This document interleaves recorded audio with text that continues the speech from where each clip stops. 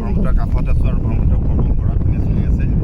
ইয়াত আজি 7 আৰু 10 বছৰ আগতে প্ৰবল গৰাখহনীয়া হৈছিলে আৰু গৰাখহনীয়া হোৱাৰ পিছত একেবাৰে মাথাউৰিৰ কাষতেই গৰাখহনীয়াটো ৰোধ হৈছিলে। কিন্তু আজি এসপ্তাহ ধৰি ইয়াত গৰাখহনীয়া চলি আছে আৰু গৰাখহনীয়া চলিবৰ কাৰণে মৰিগাঁও জিলা উপায়ুক্ত বৰাগাঁও চাৰ্কল অফিচৰ আদি কৰি বিভাগীয় বিষয়াসকলে আজি দুদিন আগত চাই গ'ল আৰু কামখিনি ক্ষেত্ৰতে কৰি আছে। কিন্তু যেনেধৰণে কামখিনি কৰি আছে ঠিক তেনেধৰণে যদি কামখিনি চলি থাকে বহুত এটা লেহেমীয়া হৈছে বুলি ৰাইজৰ দাবী উত্থাপন হৈছে।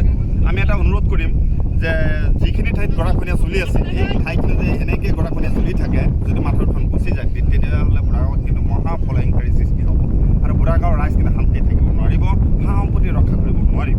সেইকাৰণে আমি দাবী উত্থাপন কৰিছোঁ জিলা উপায়ুক্ত ডাঙৰীয়া, জলসম্পদ বিভাগ আৰু অসম চৰকাৰক আমি আহ্বান জনাইছোঁ যেনেধৰণে কামখিনি কৰি আছে আৰু ক্ষীপ্ৰতাৰে কামখিনি কৰক। আৰু আমি গম পাওঁ যে শিৱবাৰী, বালিডুংগা ইত্যাদি ঠাইত বল্ডাৰো পৰি আছে, বহুত দিন ধৰি পৰিত্যক্ত অৱস্থাত বল্ডাৰ পৰি আছে। এই বল্ডাৰখিনি উঠাই আমাৰ এই জিঅ' বেগৰ লগত সংমিশ্ৰণ কৰি পেলাই ইয়াত ৰোধ কৰিবৰ কাৰণে ব্যৱহাৰ কৰিব লাগে।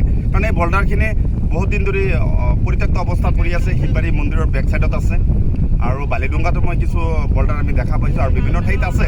আৰু সেই বল্ডাৰখিনি যদি আমাৰ ইয়াতে যদি পেলাই দিয়া হয় বা ৰোধ কৰিবৰ কাৰণে ব্যৱহাৰ কৰা হয় তেতিয়াহ'লে খুব এটা ভাল হ'ব। মই এই কথাটো জিলা উপায়ুক্ত আৰু জলসম্পদ বিভাগক অনুৰোধ জনাইছোঁ। হয়তো জলসম্পদ বিভাগে গম নাপায় চাগে বৰ্ডাৰ ক'ত ক'ত আছে, আমি সেইখিনি স্থানো কৈ দিছোঁ, স্থায়ী নাগৰিকো জানে। এতিয়া অনুৰোধ কৰিছোঁ জলসম্পদ বিভাগক, আমি যেনেকৈ ধৰণে লেবাৰ জিঅ' বেগৰ জৰিয়তে আজি এনেকৈ গৰাখহনীয়াবিলাক ৰোধ কৰি আছে ঠিক তেনেদৰে আৰু ক্ষীপ্ৰতাৰে কৰিবৰ কাৰণে বুঢ়াগাঁও ৰাইজৰ ফালৰ পৰা আমি আহ্বান জনাইছোঁ।